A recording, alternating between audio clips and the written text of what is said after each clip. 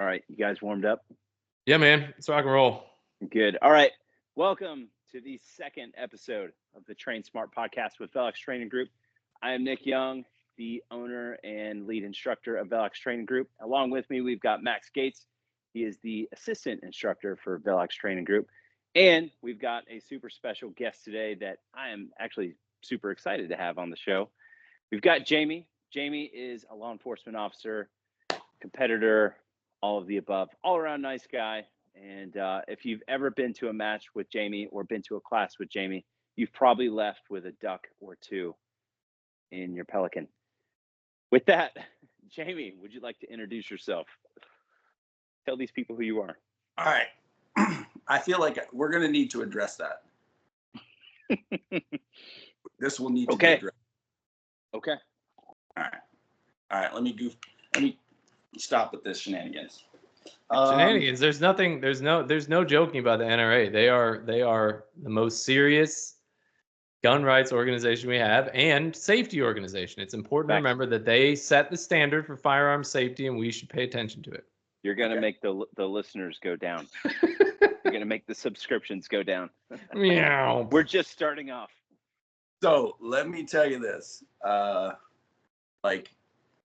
I'll tell you what I do, what I've done, how long I've done it, all those things. But I want to tell it to you as a basis for what we're going to talk about, because I think it's important for people to understand like my journey and what I thought I was doing and what I am doing now. Right. I like it. So I've been a law enforcement officer for 24 years.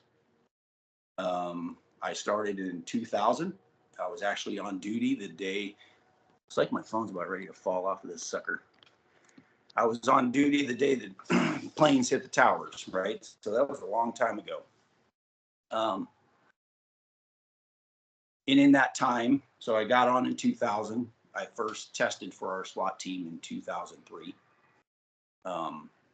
And back then, my team was a part-time team. So I spent from 2003 to about 2012, 13 on our part-time team. While I was part-time, I worked the vast majority of that time. I worked in undercover assignments. So not street assignments. The last 6 years, it's for a law enforcement agency here in the Southwest. We have about 850 officers. We're the third largest agency in my state. But the last 6 years of that, I worked under the direction and control of a 3-letter agency here where I live. Met some kind of professional goals, and then left that job. And in that time frame, my team went from a part-time team to a full-time team. So then when I left that job, I tested and went back to the full-time team. I spent about 6 years then on the full-time team. And I left the full-time team as one of our assistant team leaders. Kind of at the time, our team kind of structure was we had 3 squads, if you will. And each squad has a team leader, right? Like a sergeant position. And then below that is an assistant team leader. We have kind of different responsibilities, but I left the team to go to my current assignment as one of our assistant team leaders. My current assignment is I work at our full-time range unit. So I've been there for about 4 years. We have about 6 people kind of broken up, kind of segmented or siloed there. Me and my partner, the mysterious one who shall never be mentioned. Doesn't matter because he have social. We're gonna get him on. Don't you worry. No, that's a different guy. Oh, it's a different guy. Got it. Yeah, he's a mysterious dude. We call him the professor. Like super smart guy, very reasonable. Love the guy. He tells me all the time when I'm wrong. Like I respect his opinion. So me and him primarily, our primary job is all pistol stuff, but our primary job is our academy. So my agency, we run 3 academy classes a year. We are a host agency for surrounding cities. So we also put through, for a while there, it was about 5 other surrounding agencies attended our academy. So for about the last 3-4 years, my main priority is teaching academy recruits. Secondary to that is in-service pistol. And then we have 2 other guys that are separate for rifle stuff. So the guy you're talking about, Mr. Morgoon, he is the primary guy for our in-service pistol. So when we don't have in-service, he helps with the academy. When we don't have the academy, I help him with the in-service stuff. So we work very close. Like that little stinker's desk is right next to mine. So like, we are all in this together. There's like 4 of us that run both in-service and academy. So I say all that so the listener understands like my villain arc in training, right?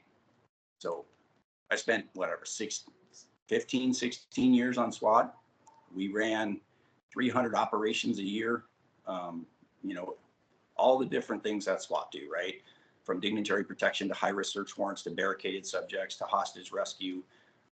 My last few years on the team, I was one of the assistant instructors for teaching we run a basic SWAT school every year, 80-hour SWAT school, and we host agencies or people from basically West. We've had people from Colorado, Wyoming, Idaho, Utah attend our SWAT school. We also run a hostage rescue school.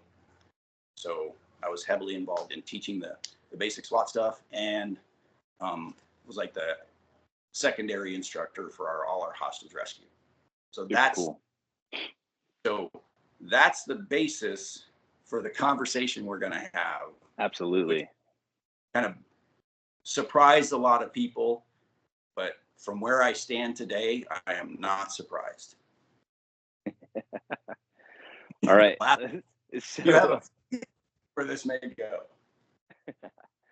All right. You also compete. Yes. Yeah. Tell everyone what you do in terms of competing, and don't try to brush it underneath the rug either, because I've seen you at nationals. So. Yeah. Well, if you want to look at my score, you got to do a lot of scrolling, bro.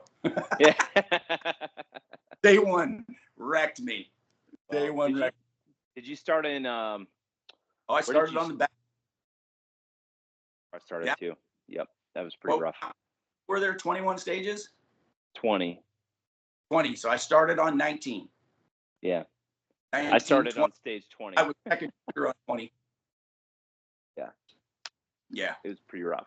It's the first time I walked a target in probably 2 years. Yeah. Drew, moved left. There's 4 targets there. Yep. Shot 3 of them. Moved on.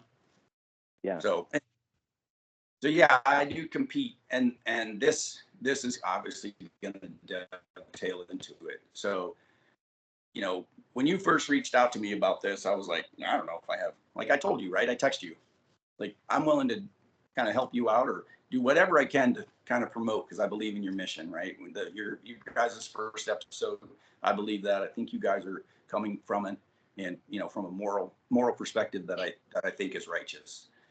And so when you're like, hey, I think you've got something to add. So I liked it from the standpoint of like, I had to kind of start examining myself, right? Mm-hmm. So I went back through my practice score, and there's some pivotal dates that will pop up, but like just the matches that I did. So I first shot my first competition in 2017. Now, I'd been on the SWAT team a long time up until this point. And in 2017, I had 3 matches. In 2018, and at this time, this is just like my local range where I shoot at, like I consider it to be Mecca for the competitive shooting world. It 100% is, man. 100% is. Yeah, well, you saw us register for a match one night.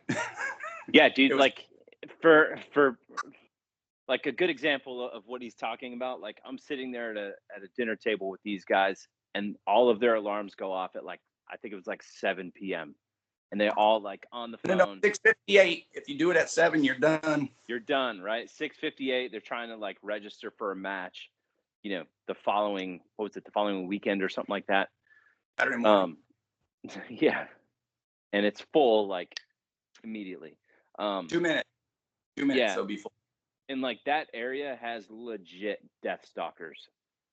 Like some of the best shooters I think are around. I used to think that like the Southeast had a whole lot, and we do. Like Southeast has a lot of really, really good shooters, but like, dude, Arizona completely stacked full of. Is really it a good big shooters. like? Is it a big match? Like outdoor, multiple stages, lots of shooters.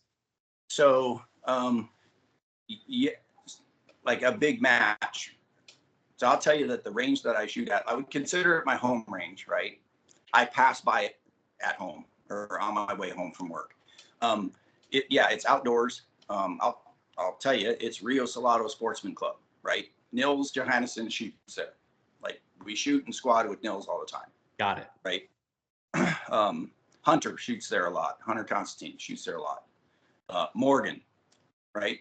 Like legit dudes, but it's not a match, right? At that range, I could shoot, not including Tuesday night steel, because every Tuesday there's a steel match, Tuesday evening. Not including Tuesday night steel, I could shoot 7 matches a month there. Yeah, that's so freaking awesome. That is really cool. I mean, we've got the Charlotte area. Well, my immediate area. Like I have a local match that fills fast. This is why I asked. I have a local match that fills fast, and like we've got Billy shoots it every now and then. Gil shoots it every now and then, and it feels really fast. But it's a rinky-dink little indoor match, and it's a fine test of skill. It's better than no match, right? But I'm just trying to get a mental picture of what you're talking about. But yeah. When you're saying it's people are scrambling, like they're scrambling for a real match. This is not some backyard. Yeah. So it'll be, I mean, and it is like clockwork. I mean, they run fantastic matches. That's like awesome. In the summertime, start time is they run 2 flights a day. So they'll have a Saturday match, and then Sunday there'll be a different match director, right? So Damn. 2 flights. First flight starts at 7 a.m. Bullets downrange at 7 a.m. Second flight, 10:30 a.m. So $20. I ship there at 6:30. Walk my first stage, get ready, and I'm leaving there at 9:30, 10 o'clock. So awesome, man. Wow. Right. So back to the match stuff. So 3 matches in 2017. These are all steel matches. I'll get to when I started shooting paper matches. In 2018, I think I shot probably around 12 matches. 2019, about 20 matches. 21, maybe about the same. 20 matches. Towards the end of 21, I started shooting paper matches. And I first classified, this is important, I first classified as a D class. Now understand this is in 2021. Mm-hmm. I got on our SWAT team in 2003. Like I've done HRTs. We ran 300 operations a year. Like we trained all the time. Right? This is the training podcast. Not to say that we're not good. I think, like, I'll tell you right now, my team, we are the undefeated, undisputed hide and seek champions, period. Like we've won every one of them, right? So, and then in late 2021, I started shooting paper matches. And then I moved up a little bit to B class. Barely, late 2021. So I hung around. I was shooting a XDM 40 Powder River Precision trigger. Let's go. Not 40, I'm sorry.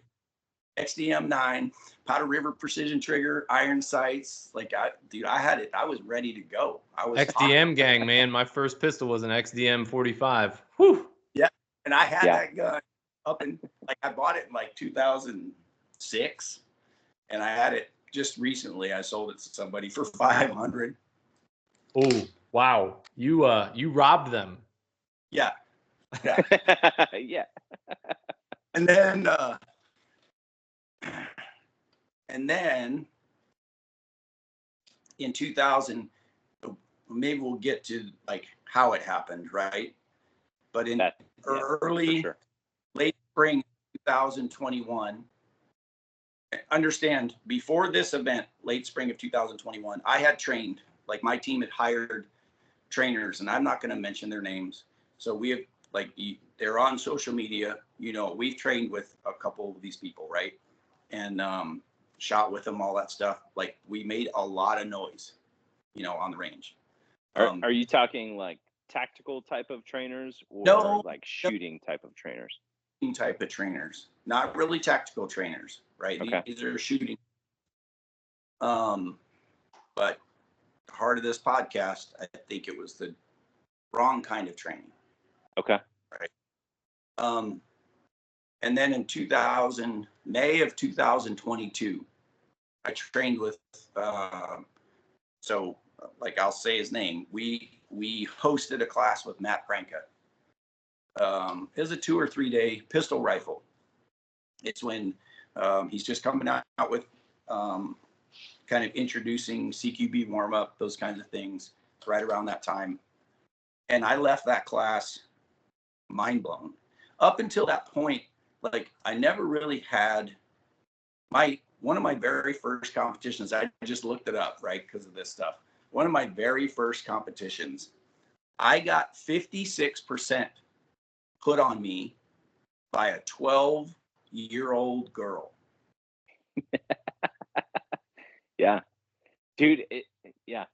To people that don't compete, they can't even fathom that. And it's like, yeah. I'll tell you, totally like, can, because that's all she did probably. Like, was didn't go away like embarrassed or ego hurt or anything like that. And I'm sure we'll get into it, but I was just like just how I shoot. If I just shoot more matches, I'll get better. Yeah. Right. Like, I recognize, like, wow, she was at 88% and I was at like 32%. Yeah. Right. Where I landed. Then in 22, I took that class with Pranka, and it exposed me the concepts of how I should train myself. Up until this point, it like didn't bother me, right? We're undefeated. We're good. Like, hands down, I will tell you, I think the team and the agency that I belong to is one of the best teams in the Southwest, period. Hands down. Like, we are dialed in. But then when I took that class, I was like, wow, okay, there's a different aspect to this. Like, I just thought, well, it's just as good as I am. Like, I recognize good shooting when I see it. But I was like, well, maybe I just don't have talent. And I'd like to talk about sometime the definition, or what I believe the differences of skill and talent, not my words, right? Somebody else's that you might recognize his name if I talk about him. Like, I just maybe just didn't have the talent, right? But if I just keep plugging away at these competitions, I'll get better. Then in 2022, I started shooting paper matches. I shot about 25 or so paper matches that year. In 23, I shot almost 50 paper matches in 23. And then in 24, I'm up to about 35 this year so far. Mm-hmm. And so in about late 21, I think it was like October. I had just hit B class in October, November of 21. In fall of 23, after that May of 22 event with Pranka, exposing me how I should be able to train myself, I went from C class in the fall of 21, or the late winter of 21, and then in Arizona State Championship in September of 23, I got a match bump to A class. Like I missed B class real quick. I was like C class, the B class for a little bit. I struggled through B class all the way up to September of 23, and I got a match bump. And like in my shooting journey, that was one of my proudest moments, like getting a match bump, right? Yeah. Legit, man. Want me to tell you how match bumps work for the viewers? No, I think they can look it up. I have got a question. So I think for like, especially law enforcement that's listening to this, right? Morgan. What's that? That was 81% of Morgan because he laid it down. He was the winner. Of course he was. So for law enforcement that's listening to this, what I'm curious about is, like you said, what you did for your job. Like you guys are very, very successful, obviously very squared away. What would make you want to go compete? Because I think a lot of the time, especially with law enforcement, and I'm not picking on law enforcement, but I think a lot of the time they have the attitude of like, well, like we're already doing good enough. I don't need to go do that stuff. Maybe it's, for fear of getting beat, or maybe it's for fear of whatever the case may be. But I think, a lot of that stuff, or the excuses or whatever that we hear, pretty much stifles their performance.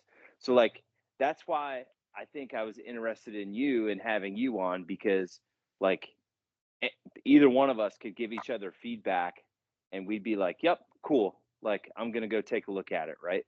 Cause like, we're just interested in getting better. So like, what was the maybe time, like, was there an instance for you where you were like, hey, I want to get better at this, and this is why? Yeah. So like on that law enforcement thing, I think the ego plays a part, right? And I'm thankful that I never felt the ego holding me back. Like I failed at a lot of things, right? But the competing part, I just enjoy the competition of competing. Like Max is like, hey, dude, we're going to flip this quarter. Whoever can get to 10 heads and first is the winner. I'm like, I'm doing it. Let's go. We're competing. Yeah. I competed in a lot of things. I was in the military. I did a little bit I was a medic in the military early on, way back. Like you could tell with this stuff. Like I didn't never win anything. I trained my whole life to actually play the game. So it's irrelevant. But like we had like a little battalion pistol team. I competed on that. I competed at a pretty decent kind of semi-pro, like AAA volleyball. Like I played sand volleyball, indoor volleyball. I competed at that. Like I find something and I latch on and start competing at it. I played competitive poker for quite a while. Did pretty well at that. Like the competition bug is just something that interests me. So I lost my ass at poker before. So like ego of losing was never there. It was the intrigue of competing, right? And I did have this like, well, like I have this acknowledgement that I landed at 35%. Like I know that, right? Mm-hmm. But I just thought like, well, go out to the range more and just shoot more bullets, make more noise, turn gunpowder into noise, right? Dinosaurs into noise. Let's just make more noise and I'll get better, and shoot more matches and I'll get better. So I think most of the time, ego does play a role in some officers, but priorities is the biggest thing, right? I know cops who will, they'll get their uniform allowance and they'll spend $400 on a new softball bat for their beer league, but they won't spend $400 to buy to go to a class, right? Or they're going to deck out their new 4x4 with $4,000 worth of rims and tires, and because they just kind of feel like, well, nothing really happened yet. I've survived. If they were actually critical about it, like, I've survived all these other incidents, had some scary stuff, but I'm good enough. I made it through. Right. So competing was just something that, like, I just wanted to do. I just thought a byproduct of that was I would get better. And then about that time is when I got transferred to our range. And I decided, like, I took that shit serious. Like, the future of police officers, like, they look at you, right? Young officers, they don't know any different. They're looking at some gray bearded a-hole, and they think, wow, this guy really knows what he's talking about. And I took that to heart. And I decided, like, well, if I'm going to do this, I'm going to do it right. And so competition quickly turned to something that I just was doing because I thought it would kind of get me a little better, to this will inform what I suck at doing. And 100%. Let's face it, I'm 53 years old. I have wrecked my body. I am not a spring chicken. And I started this game at 49, 50, So, like, I have no delusions. Like, I am not going to win nationals, right? But I want to push myself to and compete in those things to expose problems within my skill that will drive my training, that I can better inform my instruction. Period. That's it. I love it, dude. Yeah, I think this is sorry, go ahead, Max. I was just saying, at this point, I'm starting to wonder if Nick scripted this for you, because I mean, honestly, so that journey and the way that you kind of teed it up is, I mean, I think it's representative of so many people's kind of journey, but it also, I think, is kind of, it highlights what people are missing, right? And that is, and we talked about it last time, is repetition of the wrong stuff doesn't get you anywhere. So you've proven that. That's on paper, right? But then recognizing what competition means for somebody who does this for a living, right? Or even, just does it for themselves at home. Because I know, there's all kinds of swirl about, well, is competition relevant? And it doesn't have to be relevant, right? And I think that's what you've highlighted. The competition doesn't have to be relevant. It doesn't have to be, this isn't some stage that I'm going to run in real life. It highlights the stuff that you have to work on to be good at what you're doing in real life. Yeah, absolutely. Absolutely. Right. So I tell cops all the time, like, so, I mean, you guys compete, right? When you're running around a stage, do you ever consciously think about the direction of your muzzle? No. It just happens, right? Right. Yep. It just happens. You are acutely aware, somewhere deep in your mammal brain, like, where my muzzle is, right? Because within the rules of the game, I have to keep it in this direction. Otherwise, they're like, congratulations, you spent all this money in airfare, lodging, range fees, and send your ass back to where you came from Ohio, because, stop, unload, show, clear, right? So you're acutely aware. Like, I don't know if you ever saw that video. I fell damn near fell at nationals. But I never once was worried about where my muzzle was. I was like, hey, dummy, get up, grab your next mag, reload your gun, and finish this stage, you idiot. Right? So, like, it is just good for you. Yeah. It's good for so many aspects of it. Just the muzzle control in and of itself. How many videos have you seen, right? Like, we've all seen them, where like cops are just pointing their muzzle in willy-nilly directions. Oh. I've seen cops driving with their gun in their hand. Yeah. Like, I hate to tell you, but I've seen your qual score. You can't shoot a stationary target in perfect daylight when you and the target are standing still, and I tell you exactly the parameters in which you need to deliver the bullets. What makes you think you're going to shoot at a moving target while you're moving at 20 yards away through a windshield of a car? It's not going to help you. Yeah, not gonna happen. 100%. Not gonna, Well, it's like, your point that don't deserve guns pointed at them. Yeah.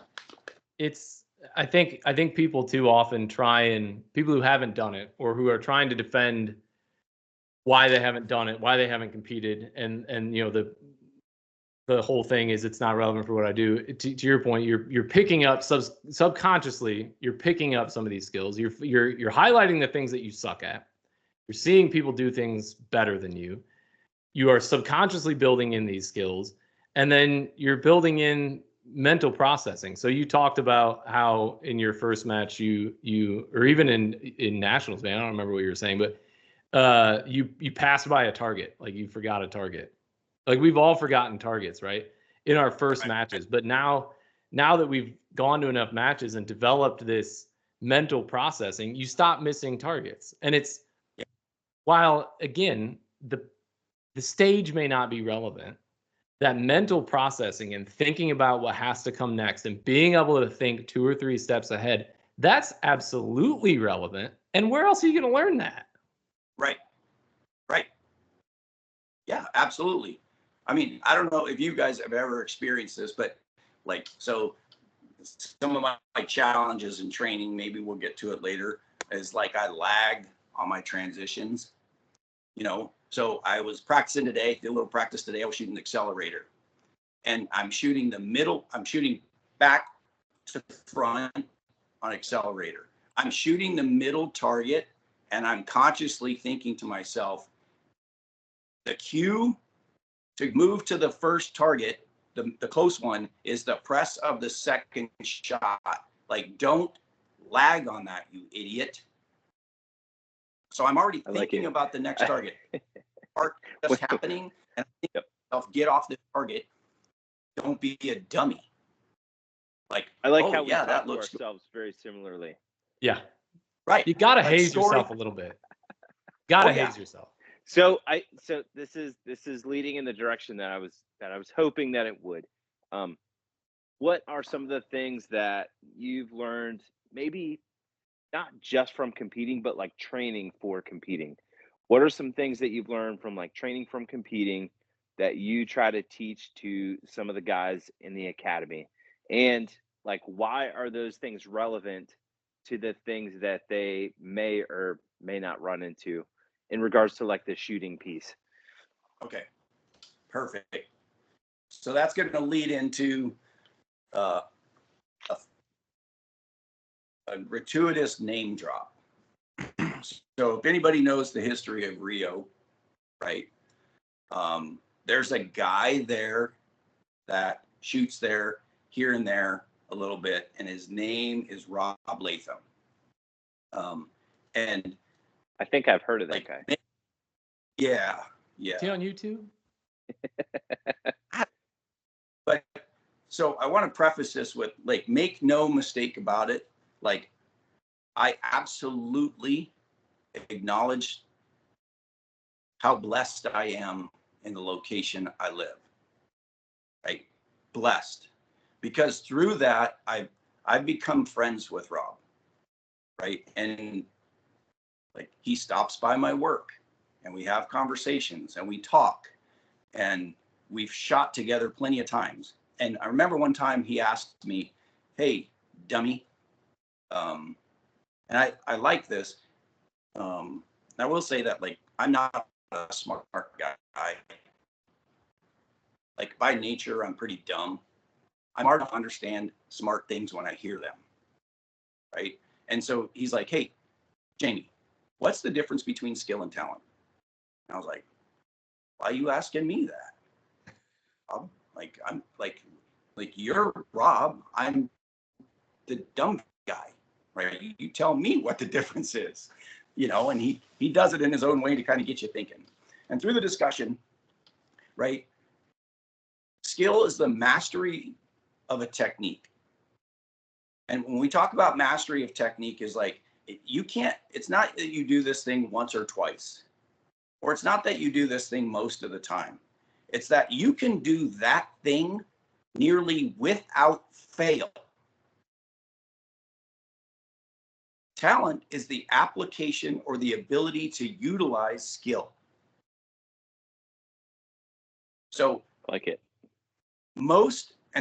When I got to my range, what I found was, and so, right, the skill is in a match, the skill is, do I possess the skill to aim at the center of the target, pull the trigger, and hit the center of the target? That's the skill. The talent is, can I put all this together in the middle of the stage to be effective at this? Like, there's plenty of other skills there, right? I can move efficiently. We can talk about technique of skill, like getting the gun up early, aiming early, starting the shooting process early, all that stuff. Having the gun ready to shoot when you see the sights on the target. Like, those are all parts of skill. Talent is taking all those things and putting them together to effectively navigate that stage efficiently and the best, right? So, but what I saw when I got to my range is what I believe has plagued law enforcement training for a long time. A lot of their stuff is based on talent, i.e. scenario. In the law enforcement world, talent is when that guy skins the pistol on you on the street. Can you apply the skill in that scenario? Can you draw from the bank of skill that you have built and apply it, regardless of the scenario? But it was always built over talent. Like, we apply some scenario to this training evolution and we just shoot a lot of bullets at the target. And then sometimes we actually shoot our neighbors' targets back and forth, and everybody's just shooting. There's just holes everywhere in all the papers. And then it's like, okay, load your mags back up and go again. And when I started on this training evolution, I focused strictly on the mastery of technique, building skill, period. And so we've structured this entire thing over skill building. We tell them all the time, like, do not ascribe a scenario to what we're doing here. We are specifically trying to get you to shoot. Like, we'll tell them, so yes, like we had them this week. And like, I got to give my agency props. We do a really, really good job of, I think, some of the best around. I've had the opportunity to travel around the states and see other academies, things here and there, and train with other law enforcement agencies. And I think we do a fantastic job. And so we leave all that scenario, imaginary thing. Like, nobody on my range will search and scan ever. Like, what are you looking at? When I went through the academy, I had to search and scan. Instructors stood behind me. They asked me, how many fingers were I holding up? I was like, oh, I don't know. Like, yeah, you're an idiot. I'm like, oh boy. So there's no skill building. I was worried about looking at the instructor's fingers to see how many he was holding up. Right. Yeah, we don't. Max and I may or may not have used to work for a training company that did the exact same thing. I've been the guy holding the fingers up. Like, We've both been the guy holding our fingers up. We've been there. Yep. Listen, But I'm guilty. I was there. Like, I got my little firearm. I went to firearms instructor school. I know what the F I'm doing. Like, just, I got a shirt that says it, right? I held up fingers too. And then in May of 2022, I was like, what am I doing? Like, I don't know if you know, like, the statistics on police shootings. Oh, yeah. Like, out of every 100 bullets we shoot at people, 80 of them, let's just round it up around, like putting in the middle, 80 of them miss. Yeah. And there's no database whatsoever to actually record where those 20 hit. If I shot somebody in the toe, that's a hit. It didn't solve my problem, but it's recorded as a hit. There are some agencies out there that conducted their own studies, but like when they're recording hits, that actually would have done something to stop that. We're looking at, so we're lacking a huge skill gap. People don't know how to shoot the gun in a manner both requiring the speed and accuracy requirements of the violent engagement. Yep. We want to talk about searching and scanning. Well, they can't hit what they're aiming at after they're done with that. So work on that. But I think it takes a lot of effort. Like when I decided to go on this journey, like I was all in. I spent months reading research articles. I spent months reading books. I've read, Dustin Solomon's Building Shooters, Ron Avery, Brian Enos, Ben's books, like all this stuff. Lanny Basham with Winning in Mind, all kinds of stuff. College level perception, recognition, and cognition based on visual cues and motor coupling, right? Like I did all that stuff to better understanding what is actually happening here, and then I started in my own training journey, and that was enlightening. I realized I suck. I still suck. Yeah. I think one of the coolest things about you and your guys there is like you guys have, like, I don't even think this is debatable. Like you guys have created a completely different culture at the place where you're at. And like you see it, like the younger guys coming up in that place, like definitely want to go shoot. It's almost like, hey, that's the cool thing that we're doing. And it's making everyone better. So like it's pretty neat to see that you guys have like more or less changed the culture at the place that you're at. It's pretty awesome. Dude, I love, like, here's a good example, right? So like, just for reference, like I said, we do 3 academies class a year. I see so many faces, I felt kind of embarrassed. If this guy sees this, I'll have to apologize to him later. But, so we're currently at class 58. So I took over in 47, class 47. And I was shooting a match a couple weeks ago, and I'm sitting there and I'm looking at a dude and I'm like, that dude's got like an ALS holster. He's wearing duty pants. He's got a Glock 17 with a 509T, and he looks really familiar. Like, I think he's from my agency, but I have no idea who he is. So one of the regulars there, she's like a social butterfly. I went up to her and I was like, hey, could you do me a favor? That guy's obviously a cop. Can you go over there and find out who he works for? And she comes back. She's like, he works for you, you dummy. I was like, oh, okay. So then I like played it all cool. I walked up. I'm like, hey, man, I'm glad you're out here. What class were you in? He's like, class 48. So he's been on 3 or 4 years now, about 3 years. And I'm like, I'm an inquisitive guy. Like, why'd you start competing? And he's like, well, you and Morgan talked about it, but obviously the first couple, years I'm busy. I'm working nights and weekends. I can't get out here. So he's like, this is my second match. Right. And I'm like, well, what do you think of it? He's like, dude, I am fucking hooked. this is awesome. And so this was telling to me. And he was actually a really good shooter, right? The game part of it, he was lacking, right? Of course, he does the old standing reload, forget target. But I go score his 12-yard target that he just doubled. It's like 2 alpha, right? Yeah. So I'm like, what do you think of it? You know, and he's like, I love it. And I said, do you think it's and before I could get the word out of my mouth, he was like, this is absolutely applicable to our job. Absolutely. 100%. You know, and like, luckily for my agency, if you go out and shoot a match, you come in, you show us your little practice score, we're going to give you your match reimbursement ammo. Here you go. Here's your ammo. So you like, cool. Essentially you have once for your first match, and then all your matches after that are paid for. We're going to give you the ammo to do it. That's super cool. Believe so heavily in it.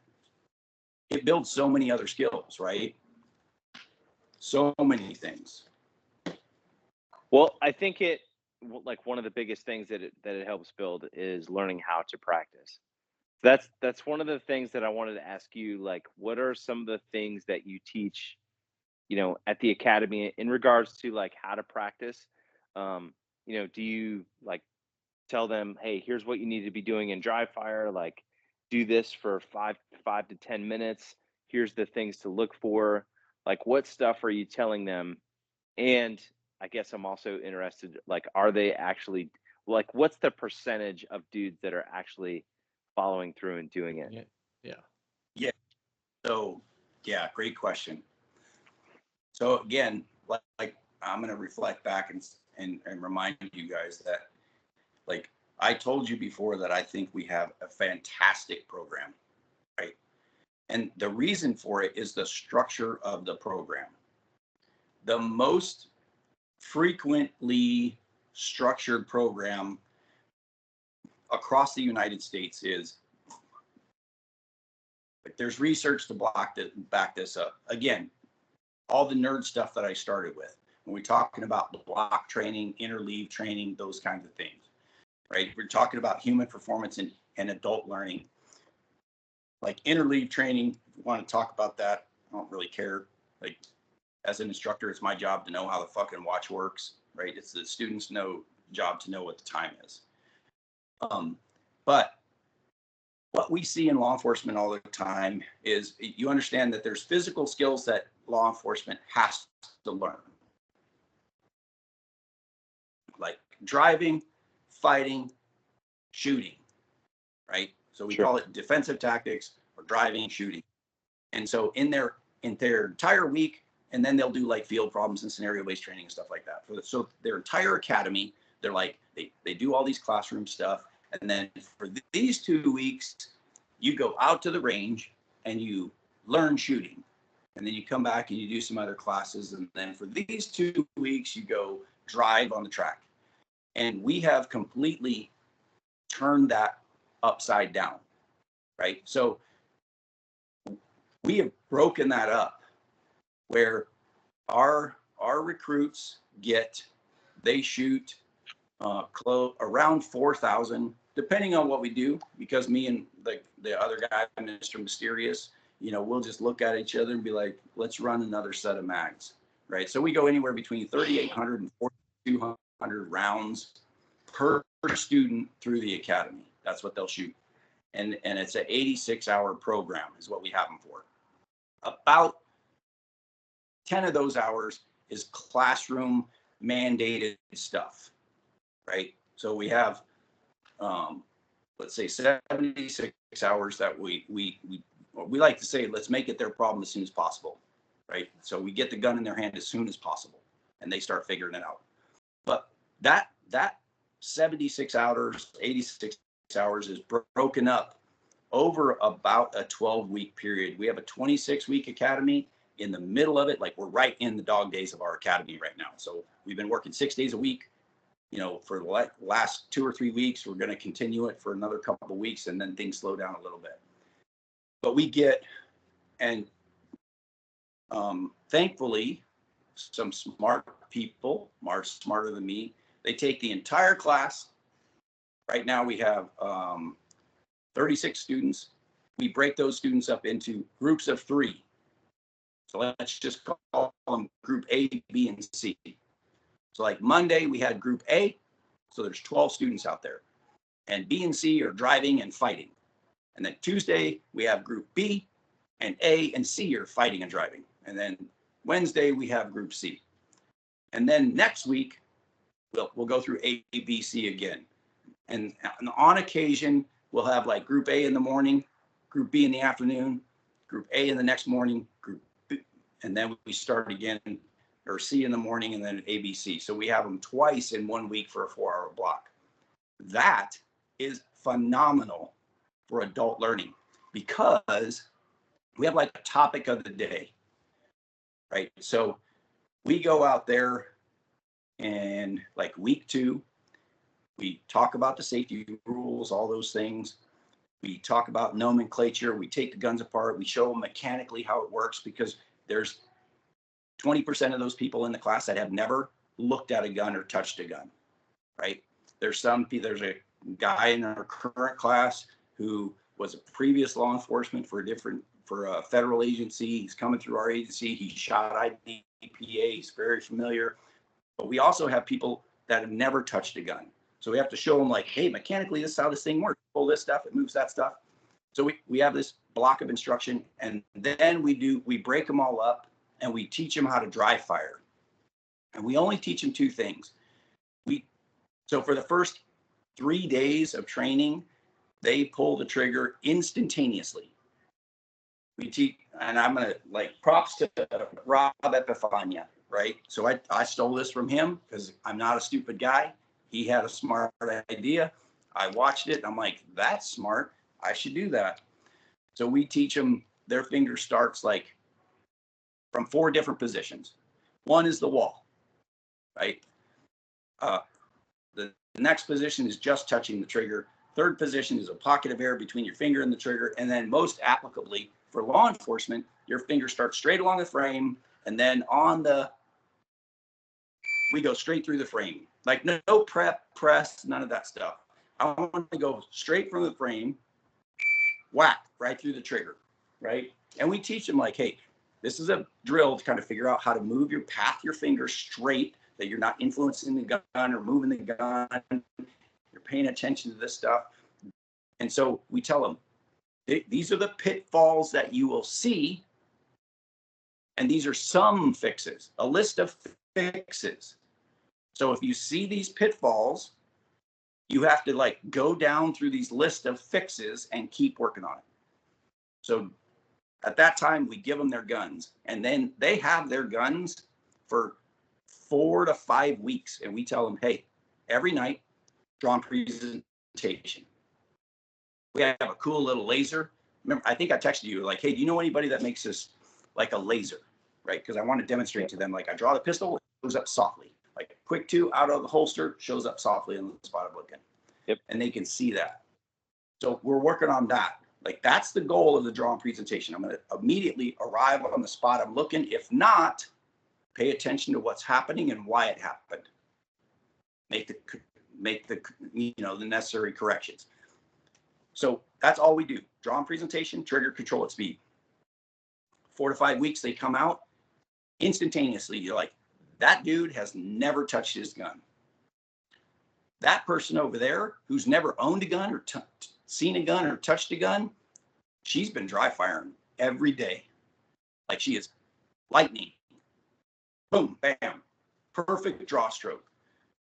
Again, 4,000 rounds, 3 classes a year. We've seen millions of rounds fired in draws. Like you've seen it, right? You teach a lot of classes. You can instantaneously look like that guy, like as soon as that gun reached his eye line, he was on target. Like he can start the shooting. So we identify that stuff. I would say probably 10% of the people probably don't dry fire. Maybe that may be a little high. Not as we tell them. What we tell them is the frequency of dry fire is important, not the volume. Yeah. Right. So if I could dry fire myself, I would dry fire 10 minutes a day, twice a day, every day. I agree. Right? 10 minutes a day, twice a day, every day, 7 days a week. We're looking at, do the math, Max, you're the smart one. A lot. It's a lot. Science confirms. 140 hours. Sure. 140 minutes a week, right? 140 minutes. You're going to be far better doing that than working 140 minutes on Sunday. Because the moment you think, man, I am hungry, my hands hurt, you're done. You have lost the ability to pay attention to what is happening. You might as well just put your gun back in the safe and pop open a beer. Well, right? I would even say that if you're dry firing for that long, you're not gripping the gun like you should anyway. No. Because if you were, your hands would be like completely, like it's almost impossible to do it for that long and to grip the gun like you would be if you're actually firing it. Right. So anyways, so we do that and then we get them like weekly because you were talking about the dry fire regimen. So then they come out, and if we structure training, again, based on some of the research and things that I've studied, if we structure training, like if you know anything about like short-term memory, long-term memory, like, and building motor skills, we tell them like, hey, you're going to work on this one thing until we see you again. And again, now that they've had the gun in their hand on the range and they fired the gun, because we do the same thing. Do you guys remember the 4 different start positions for your finger that are like, yep, from the wall, from touch, from pocket of air, from the frame? Okay. And we start them off every day with a dry fire session. I pull it up on my little phone. I have the dry fire app, and I'm like, all right, we're going through draw and presentation. We're starting with a 2.25 second draw. Every 5, we're dropping down of a tenth of a second. We're going to end at this. I want you paying attention to these specific things. As the gun reaches your eye line, does the dot ride softly? Is your grip set ready to shoot all the bullets? And at first, obviously, they don't understand that, right? They don't get it. But as we progress through the program, they understand, oh, that's what you mean when you shoot all the bullets. When we put them on a baseline build drill, right? We're like, this is what we're going to do. So then they start to get a better understanding of how I need to conduct my dry fire, right? Every cop in the U.S., they will absolutely, the lowest hanging fruit whatsoever is draw and presentation, period. So we do that, and then we'll, like, the topic of the day is X. So we just had a Monday, Tuesday, Wednesday. I labored on Labor Day. We are about 28 hours of shooting into our program. And the shooting that we did this week was MXAD, advancing and retreating build drills. And then we did, we practiced some one-handed shooting because they haven't had a whole lot of that yet, but they're starting to figure it out, And then we did a drill that I developed called the Helix drill. And I think you shot that. Appreciate that, Nix. Yeah, I love that drill. Yeah. Shout out to Joe. Farewell.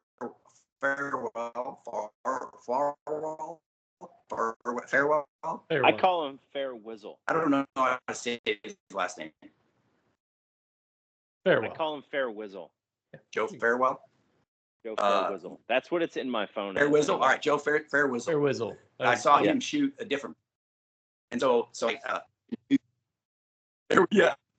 About the version of it. Version 1 is just one target, right? And like MXAD, right, is heavy on transitions and then focal depth, because up until this point of the program, they have only done target transitions on the same focal plane. But during their exploration, we say, hey, here's the thing. Here's the thing that's going to happen, right? We want you to shoot aggressively on this front target. And then like like get that dot. It's never going to stop. It's like I take a lightsaber and I just streak it on the target. And then when we transfer back to that 12 or 14-yard target, it's like dot press, right? Like we're paying attention to our vision. Here's some of the things that's going to happen. Since you're shooting 5 or 6 rounds at this front target, you're going to start looking at the dot. And then when you transition to that target, you're like, all of you right now can easily shoot that 12-yard target, but it's going to look horrible.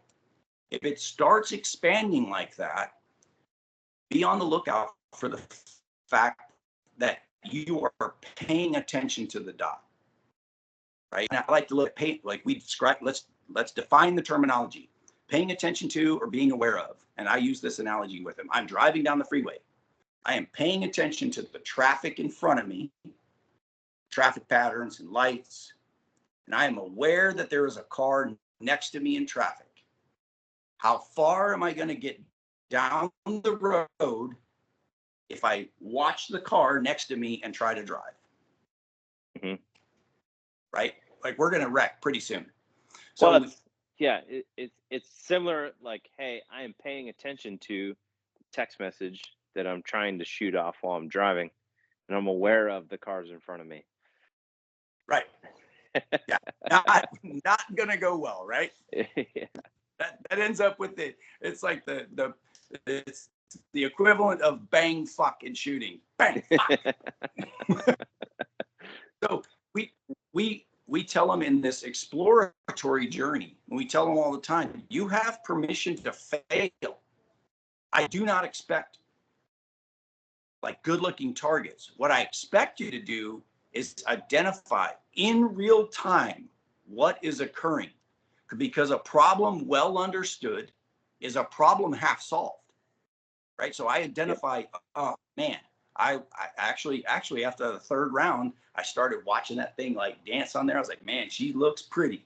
And then I transitioned over there. I drug off this front target and I shot one right over the top of the shoulder of that one. And I knew as soon as I pulled the trigger exactly what I was looking at. I was looking at the dot. Like that is a win for us.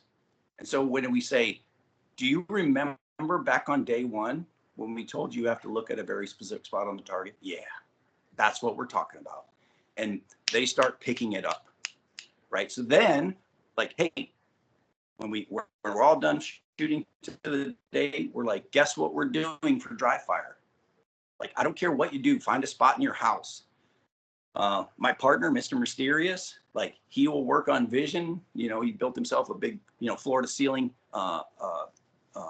bookshelf because he loves books. He's got a bunch of leather bound books, and he sits there on his couch and he does target transitions between all the books, and he makes sure that he can read the spines on the books, right? Just move the gun back and forth and make sure your eyes are doing what you command them to do. So then we send them home with that dry fire. Like, you're working on vision this time. You're still going to work on, like, we structure our dry fire kind of like a workout, right? Hey, Monday, draw and presentation. Tuesday, trigger control at speed, both primary and support hand. Wednesday, you're going to work vision. Look back and forth. Make sure your eyes are doing what they're supposed to do. Don't ignore the fact that your grip is starting to fall apart, because be aware, when you transition to that target, your hands are going to loosen up. Right, so that's how we structure it. And then the next week, we work on and build on that. And then we send them home with dry fire related to that topic. And then we just continue on. So dude, that's a long way to get to that, huh? No, I like it. So there's you said a lot of really good things there. 2 things that stuck out to me that I really, really dig, especially in regards to like my own training and teaching as well. Number 1, when you talked about like when you're doing trigger control at speed from 4 different spots, that's freaking awesome. Dude, there's so many people and so many instructors out there. They're like, no, you have to trigger prep. And it's like, I mean, sure.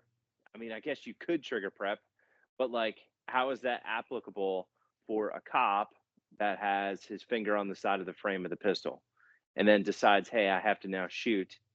Is he going to prep the trigger before he presses the trigger, or is he just going to smash all the way through? You're putting a saddle. You're putting a burr under my saddle. I'm about ready to jump onto a soapbox.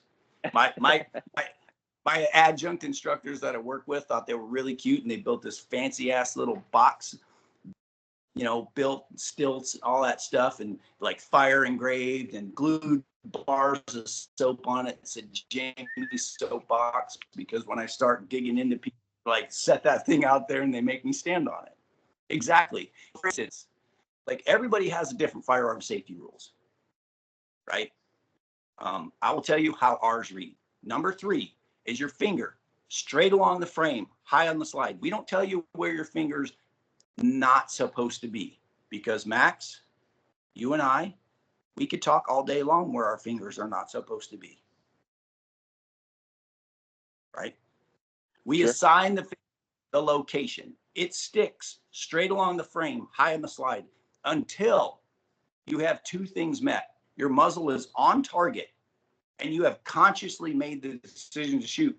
What does that conscious decision look like? Is the little man in your head saying, shoot, shoot, shoot, shoot, shoot, shoot, shoot, shoot? But just like you said, law enforcement training has been played with. The starting blocks for thinking we're gonna shoot has to be from the wall. Yes. So you watch video all the time, officers, what I call toggling. They go frame, wall, frame, wall, frame, wall. Like somehow miraculously the trigger has just vanished into fucking nowhere. And now I got to make sure it's still there. It's still there. Like, how do you know that the person has not made the conscious decision to fire when they go, woo, woo, woo, woo? It's because they haven't pulled the trigger. Yes. And man, one of the things that I don't like about it the most is, like, it's around the idea of, like, trigger prep. Like, in my opinion, trigger prep is a crutch for a bad grip. It is. I'm not saying that I never trigger prep, but what I am saying is, like, it is a crutch for a bad grip. So if all you're teaching is trigger prep and all you're saying is, like, well, you didn't prep the trigger, it's like, well, I don't think that's the case, man. He probably didn't have the grip that he really needed. So maybe we should work on getting a good grip and having a more durable grip. And didn't have the tool in his toolbox to work the way he's supposed to be working, right? So, I mean, in all of the officer involved shooting videos I've seen, which I'm sure is far less than you've seen, Jamie, the vast majority are either a cop just emptying the mag as fast as he can empty the mag, or it's an ND. If you end up with, there's the few out there where a guy takes a long distance shot and, it's one shot and drops the guy, or, if you end up in a situation where you do get the luxury of a slow trigger press, like, I feel like you can make that shot happen with that skill set. But if you haven't trained to the being able to slam through the trigger, which is probably what's going to happen, I feel like you're really letting yourself down and setting yourself up for failure. And if you can slam through the trigger, you're already setting yourself up to be able to take some long, slow trigger press. But 100%. But in the real world, just telling yourself that I'm going to prep the trigger, I'm going to prep the trigger, I'm going to prep press, it's just not real life. I don't think it's very pragmatic. I think it sets you up for failure in 90% of the situations that anyone will find themselves in. Well, it's just a bad training strategy to begin with, right? It's like saying, like, hey, in order to drive fast, you just have to go slow, right? It doesn't make any sense. And then when you finally go driving fast and you, like, take a turn that's, like, faster than you normally have done before, it's the same exact, like, you get the same feeling like when you're shooting fast for the first time, right? You take that turn doing 100, and usually you take it at doing, like, maybe 60, and then it's like, holy shit, you feel all that tension, your hands clamp up.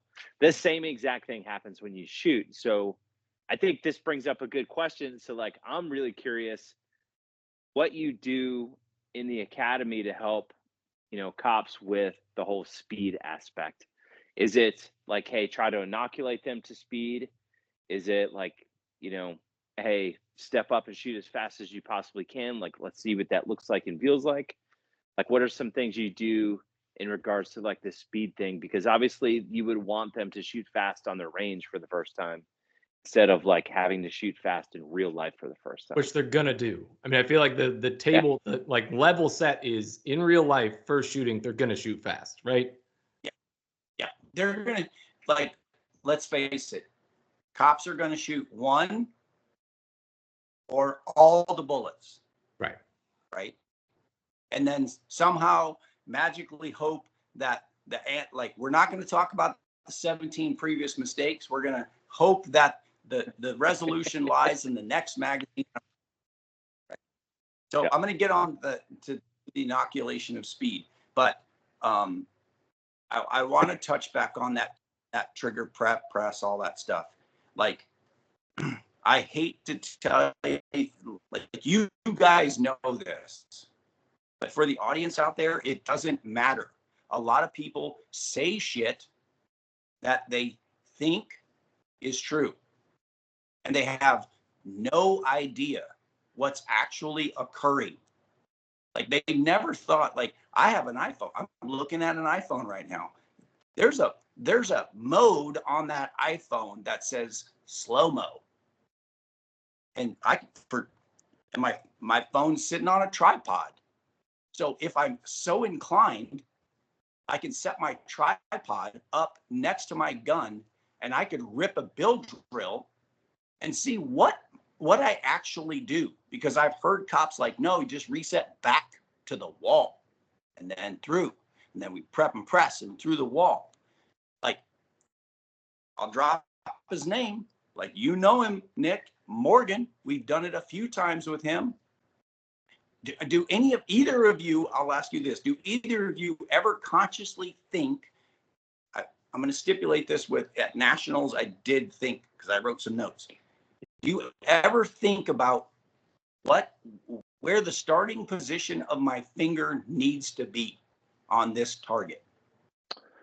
I think probably the only time I ever think about that stuff is at a match when Nationals was a good example, right? Yeah. Like, hey, I run on stage 20, and it's weird that I still remember. Like, I could draw you this whole stage. It's like some Rain Man shit going on in my fucking head. But like, hey, I can draw run this. That target. It was right there. Exactly. Right there. So like, I run a position 3, and there's a popper, a swinger with a hard cover steal, and then a 35-yard partial. Bro, I'm like, hey man, you better prep the trigger. Mm-hmm. Like, because you're probably gonna move the gun. Like, I'm already, my heart rate is already up because I've already been running around and stuff, and now I have these 3 one for sure, very difficult target to hit. So like, I definitely like thought about like, all right, prep the trigger, like definitely start feeling it. But like, quite honestly, the rest of the stages, for the most part, like, I'm not even thinking about that stuff. All I'm thinking about is like, don't move the gun as you press the trigger. Well, and to answer, so even in the instances where I'm thinking about the pressure that I'm applying to the trigger, I'm not thinking about where the starting block is, right? My finger that is subconscious. Where my finger is on the trigger to start anything is subconscious. Now, yes, there may be instances where I'm thinking a little bit more about the pressure and how I'm applying pressure to the trigger, in that I'm paying attention to how it's affecting the sights and how I know that I have to press the trigger. But I'm certainly not thinking about where I'm starting from. That's perfect example. That's exactly what I was talking about. Nobody ever does. You don't. So we filmed Morgan a few times, like, hey, run a few bill drills, right? Like, the guy can shred, right? He's a death stalker. Like, it's like shot 1, bam, all the way through. Shot 2, off the trigger slightly, bam. Shot 3 to the prep, bam. Shot 4, pocket of air, bam. Shot 5. Like, it doesn't matter. He is moving his finger as fast as he can, no matter where it goes, right? And cops will do that. So that's not the starting block, right? That's the fix for poor instructors who have no idea what they're talking about. Like, I agree. Like, a buddy of mine who's a Leo in Tennessee. Like, we were talking about gnats. He was back there shooting with me. Shout out to him. Took top Leo there. He's a death stalker too. Oh yeah. But we were talking, and yeah, you know who I'm talking about. Yep. And so he was telling me, like, yeah, I wrote in my notes, like, prep, right? For those 40-yard leaning offhand, like, woo boy, like, prep the trigger, right? Just nice, boom, prep. And then, like, to your point, Max, right? Pressure, like, just prep, right? Prep. But again, we use trigger control at speed, kind of a slightly different, is to kind of measure how we're pathing our finger and how the pressure is changing our hands, right? All right, so the little squirrel up here, like ADHD running wild, like, it's a great place to visit, but you don't really want to live up here. Mm-hmm. So we got off track because there was a question you asked before that. Speed inoculation. Speed inoculation. Yeah. Yes. Like I think that, like, the whole speed inoculation thing definitely can refer to, like, the trigger stuff as well, because I think a lot of the time, like you're saying, like, people see, like, oh, well, this guy says to prep, and so that's what they, like, put their mind on as a training strategy, and I think that's oftentimes a mistake, right? I think doing things in training, like completely smashing the trigger, like smashing, like, and holding yourself to a really high accountability rate in regards to accuracy, right? Like, what can I get away with in regards to, like, smashing the trigger and still getting really, really good hits? And I think doing it like that makes it to where, you can prep a whole lot easier. But if all you do is prep in training, the times when you do need to smash is going to be really bad. So I think it only works one way, right? Like, if your training strategy is like, hey, I'm going to learn how to smash the trigger and not move the gun, trigger prep is really fucking easy. But it doesn't work the other way around. So, well, like, inoculating them to that speed. I'll take it one step further, right? I agree with you on that. And I'm going to have to give you some props. Remind me to give you the props after this. I think there's only a very few opportunities where your mind consciously goes to the action of your finger.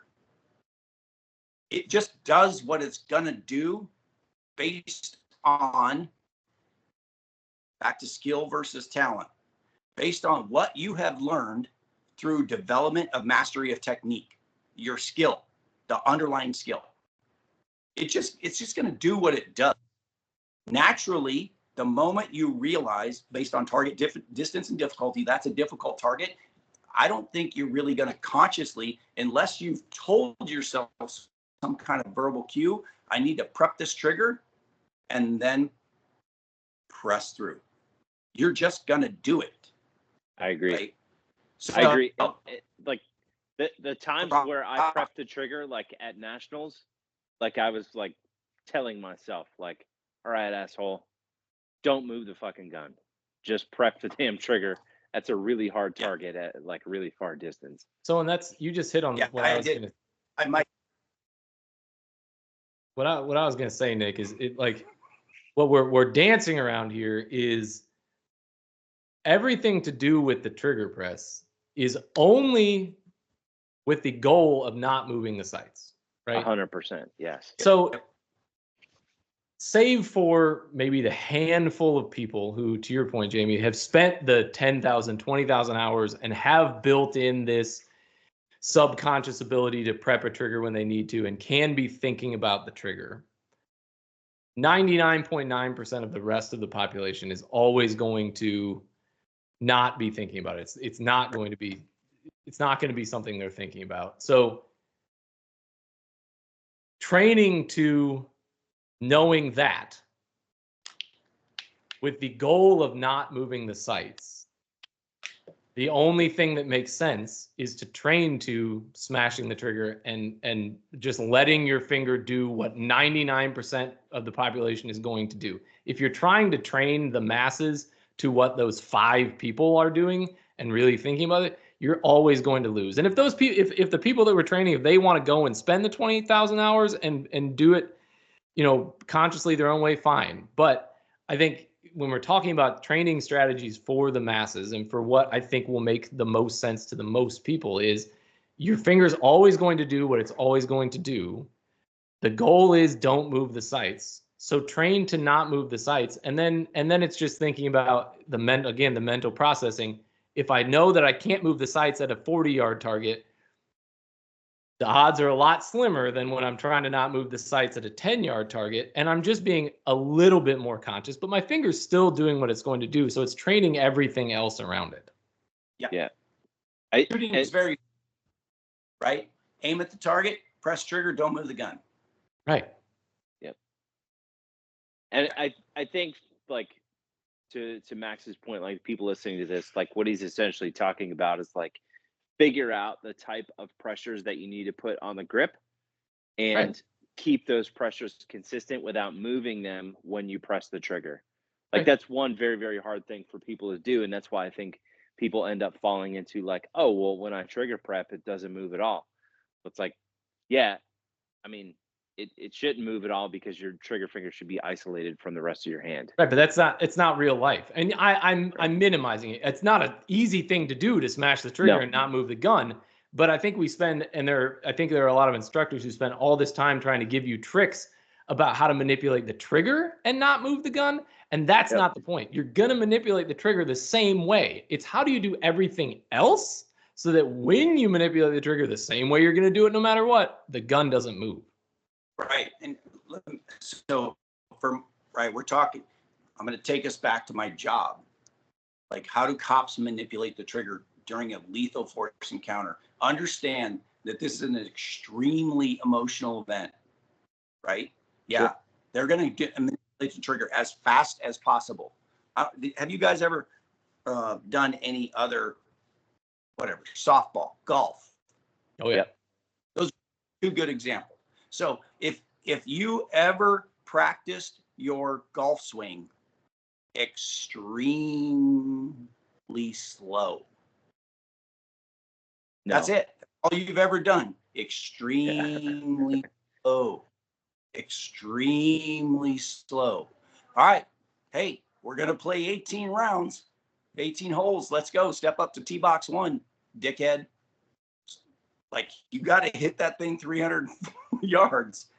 You're not going to, if you can do it at speed, you can do it slow.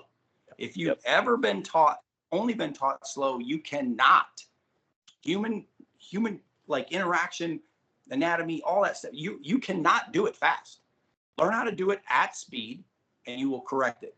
And to your point, Nick, Max, you talked about, like, that then they end up just smacking through the trigger. Well, that gets us where we are today.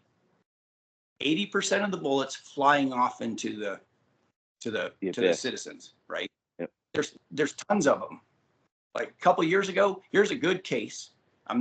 The city is irrelevant. The story is relevant. Bad guy at a bar at closing time, clearing out. Cops get called because he has a pistol. 3 cops show up. They're out on the sidewalk. Bar is emptying. Bad guy decides to skin the pistol on the cops. 3 cops fire 7 rounds. They shoot the bad guy with 1 bullet. The 6 other bullets hit 6 other people because they have not been inoculated to speed. They have no idea how to swing the golf club at playing the golf club hole pace. Yep. So how do we inoculate them to speed? Again, this is like a mantra on us. You have permission to fail. We add the caveat, safely, right? Like, we have paper targets. They're big paper targets. The target part is smaller than the paper. Like, we tell them, like, hey, a good example this week, right? Running MXAD. A perfect example is that officer or that recruit who had previously had some other stuff, right? He had done IDA, and we're shooting front to back. So we shoot front to back a few times, and then we shoot back to front. So 5 on the front, 2 on the back, 5 on the front, 2 on the back, 5 on the front, 2 on the back. And then we'll go 5 on the back, 2 on the front, 5 on the back, 2 on the front. And he's shooting that front target. And he, like, this is a part of the problem with law enforcement training is like my classmate is sitting next to me in the lane and they can see my target. So I want to make sure that what they're looking at is a nice, pretty target.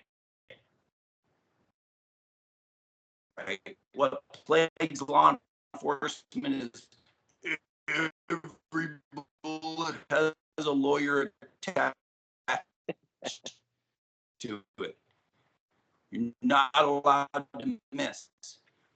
Well, when are you allowed to miss? 80% on the street, because that's what we're doing. We have our front set around 5 yards, and then we are right. I'm like front. I shoot at it reactively. Bop, bop, bop, bop. And he's like a golf ball size hole in that A zone. I was like, that is really pretty. Love what you're doing there. But like, I want you to push aggression. Like, do you see your dot doing this? Bop, bop, bop, bop, bop, bop, bop, bop, bop. He's like, yeah. I'm like, yeah, that's pretty. That's cute. I want you to shoot your gun.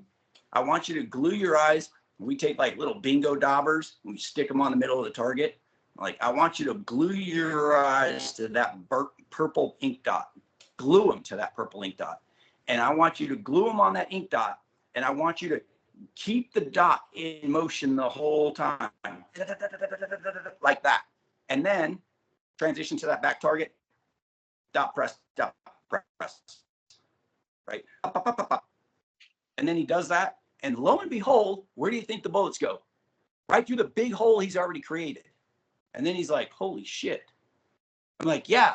So like the movement of the dot is this. And your eyes are glued here. The bullets are the average of the movement of the dot. So it's right here. So like push your aggression. We tell them, like, so we don't like go crazy. I'm like, hey, dude, I want you to push the aggression on the shooting. But what I'm particularly want you to pay attention. I'm gonna have to dry fire that word.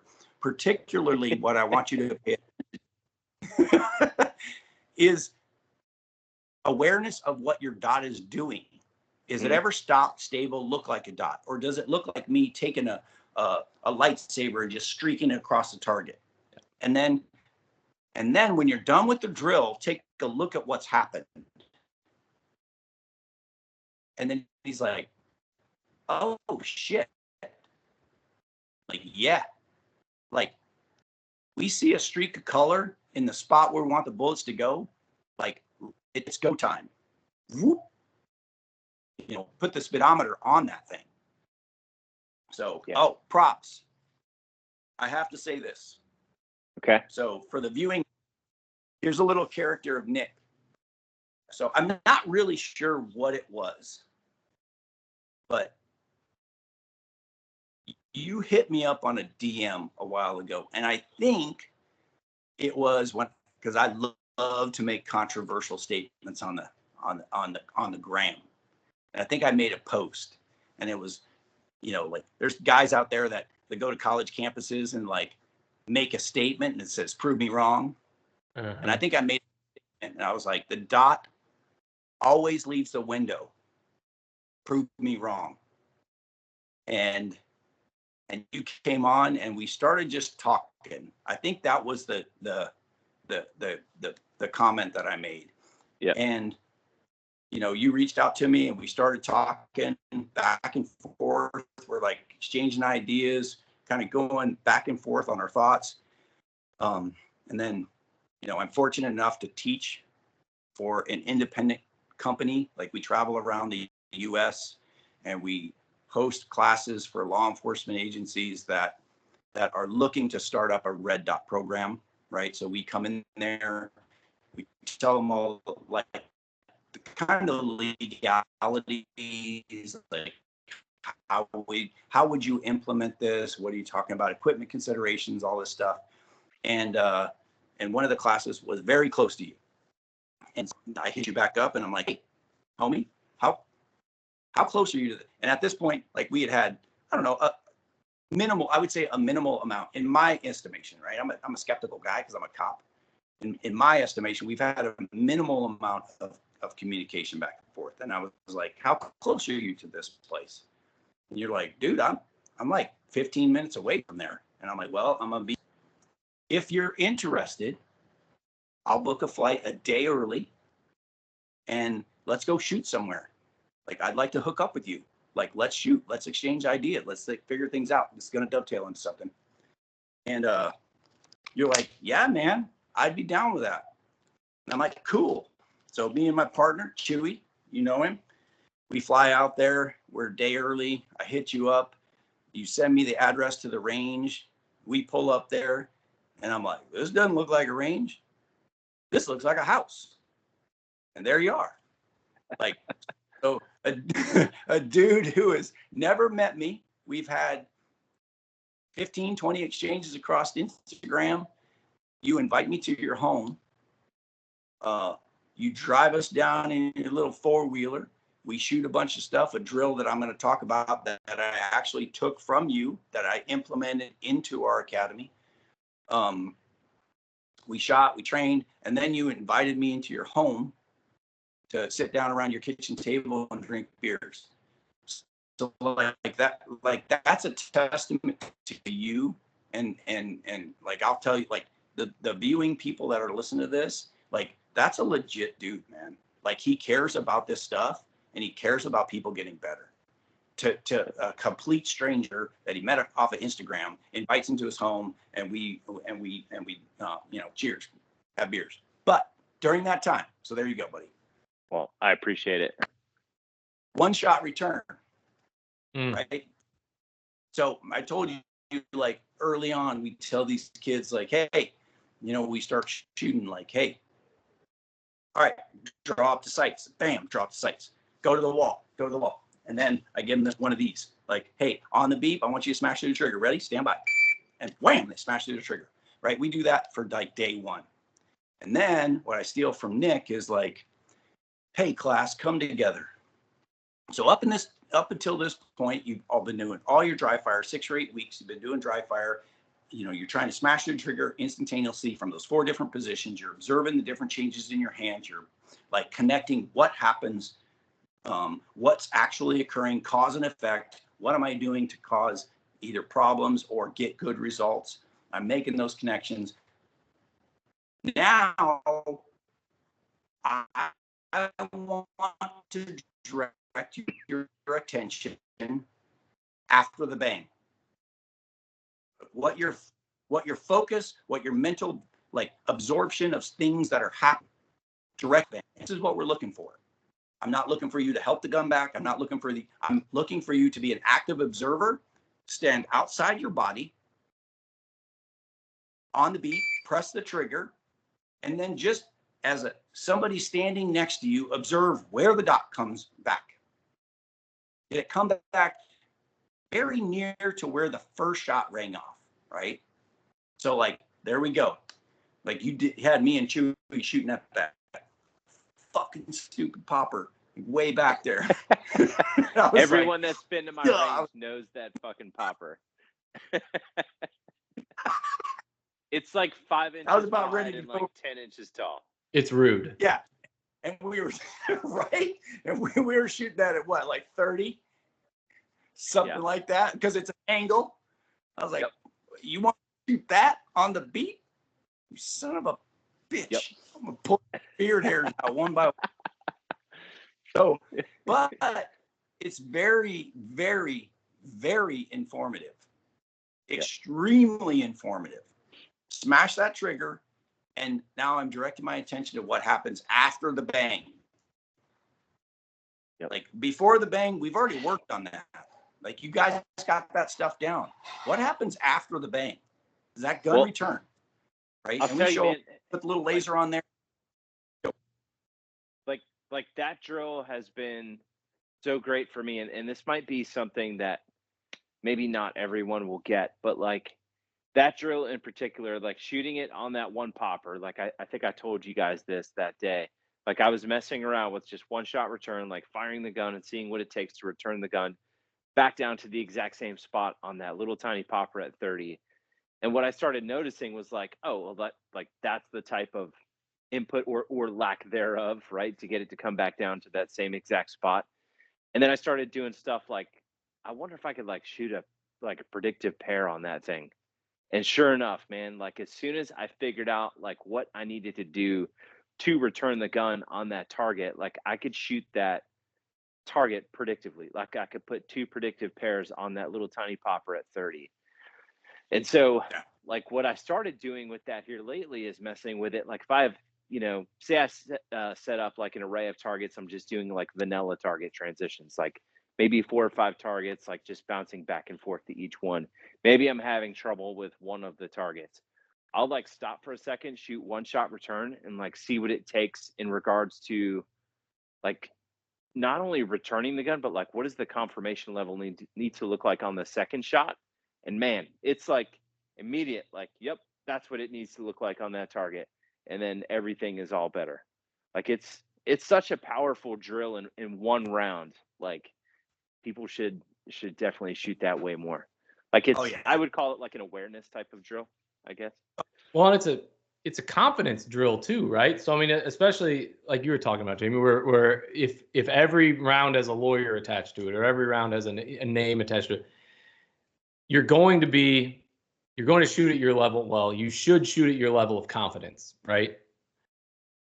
If you aren't confident in what you need to do to get the gun to return, you're going to end up over confirming your dot. If you're really trying to drill small holes, you're going to be over. And we see this all the time, and more frequently with cops than with anybody else, is they're being really overly cautious because they're not confident in that their gun will come back down. So even when you tell them to shoot predictively, they're not confident in what it's doing, so they can't.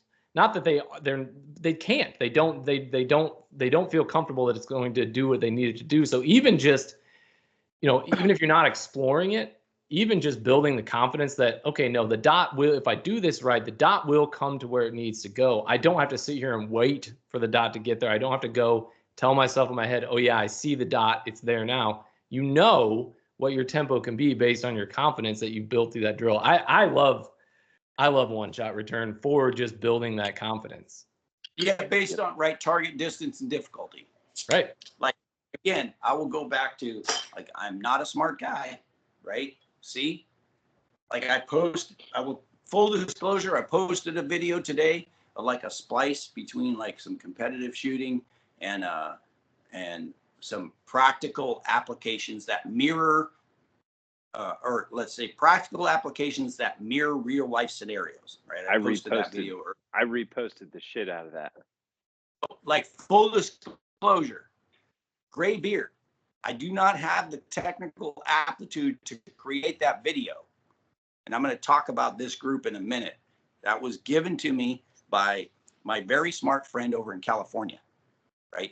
He created that video, right? But it is what I see, right? But on your point there, Max, right? So like I'm not a smart guy. Like and Pranka told me this, and I was like, that is absolutely true, right? Like we have to shoot at a reactive pace. I shoot reactive shooting. So what I tell, so the first couple days, all we do, they only fire the gun when I do that. That's it. One time, bam.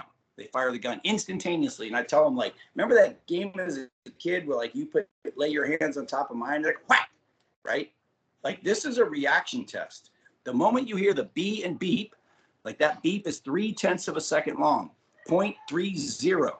I don't want you pulling the trigger on B and beep or P and beep. I want you to pull it on B and beep, B-E-E-P.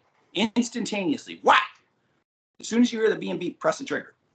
Like that is a drill to indicate to you deficiencies in how you grip the gun or how you pull the trigger. Pay attention to that, right? And then we go into like reactive shooting. Like right, when that dot returns based on one shot return, I know if I hold the gun this way, I fire the gun, it leaves, I keep looking at the spot, it returns, and I look at it, it looks like a dot, and I instantaneously, I substitute that for the correct sight picture, and I fire the gun instantaneously. And like you guys both know through your training, you can get extremely accurate and aggressive shooting. Like we could all do a bill drill on a 4-inch circle in 2.5, right? Easy. Yep. Shooting reactively. It's like dot press, dot press, dot press, dot press, dot press, right? Yep. So it's like, how many law enforcement situations are not going to be solved with a properly executed bill drill? Like that problem is done on round 3. Yep. Period. So we're looking at 1.5 done, holster to Charlie 18. I've been involved in a shooting. I'm going to need some medics and a supervisor. Right? That's it. Like, problem solved. But so I have to bring this up because people will ask. I think it's dumb, but people will definitely ask this. If you train to shoot that fast, is that what you are going to do? And is that a good thing? If you train to shoot, I have a lot of thoughts on this personally, and I feel like I kind of know yours already, but it would be good for other people to hear your thoughts. if you're training to shoot reactively, is that what you're saying? Well, yeah, like so some people have said like, hey, if you shoot faster than say a 0.25 split, like you can't process in that type of pace or at that type of pace, and you will end up missing if that person moves. Done. Question over. You can process, right? I can absolutely process when I push that Charlie. It's the third round. Right? That's what I've always thought too. Like when I hear that, I'm like, and my gut reaction is like, no, you can't process at that pace. Since I go really, really fast all the time, or I try to push speed, I can process at that pace because a 0.25 split feels like an absolute eternity to me. So that's right. The difference to me is they're gonna shoot that fast no matter what. So again, it all goes back to me. 99% of people are gonna shoot that fast. Teach them to be able to process at that speed. If we just try and teach them to shoot slower, that's not solving the right problem. Mm-mm. Correct. And it goes back to like your sights, your optic, like we issue dots right out of the academy, right? So your optic is your speedometer, right? So like we go over that stuff. I see the streaking dot in the intended area where I'm shooting. It's go time, right? Yep. If it's leaving the intended area, then I need to shoot the speed of my sights. It returns, I fire the gun instantaneously. It returns it for a moment, a fraction of a moment. It looks like a dot. It's got the shape of a dot in the spot I'm looking at. I instantaneously fire the gun. Right? I respond to the beep, beep, bang, dot press, dot press. I do a demonstration when we talk about reactive shooting with our recruits. Right? Target distance and difficulty. Most law enforcement shootings happen within 7 yards. Right? We can get away with a streaking dot in the intended shooting area, right? But I go over, so like I do some reactive shooting, and basically what I tell them is like, hey, every time I register that the dot looks like a dot, I'm going to say dot. So you hear that I acknowledge that it looks like a dot. And so we have some targets. We call them 5-spot targets. Those targets are 6 inches wide, 8 inches tall, like an oval, and there's 5 of them on the paper, right? So you guys can imagine. And so, like I start at 5 yards, right? And we back up 5, 10, 15, 20, 25 yards. And it's like dot press, dot press, dot press, dot press, right? Pop, pop, pop, pop, pop, pop, pop. And then like I'm like, hey, what are the splits? Like I register that happening. It looks like a dot as it comes back and they see it. And then by the time we get to 25 yards, it's like dot press, dot press, dot press, dot press, dot press, dot press, right? So we're shooting like let's say a bill drill at 25 yards on a 6x8 circle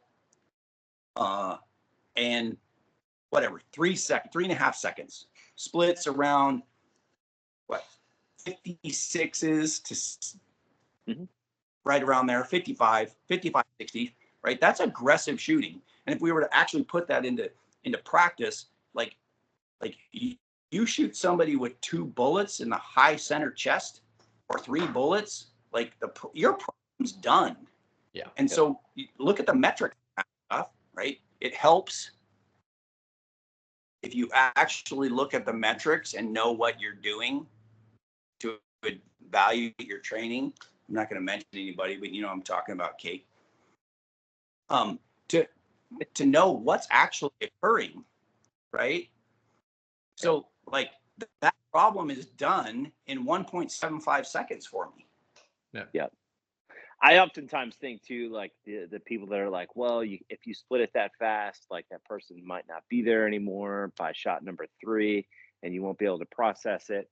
Like when I hear that, I hear someone who is staring at the dot, like because if you pick a spot, like the gun will follow it. It's the same thing. Like if you shoot a swinger, right? If the swinger comes out and I just see brown, I'm maybe gonna get a Delta mic.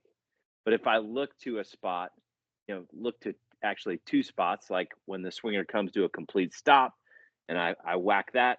And then as it's coming back up, I stare at that leading edge of the swinger and shoot it.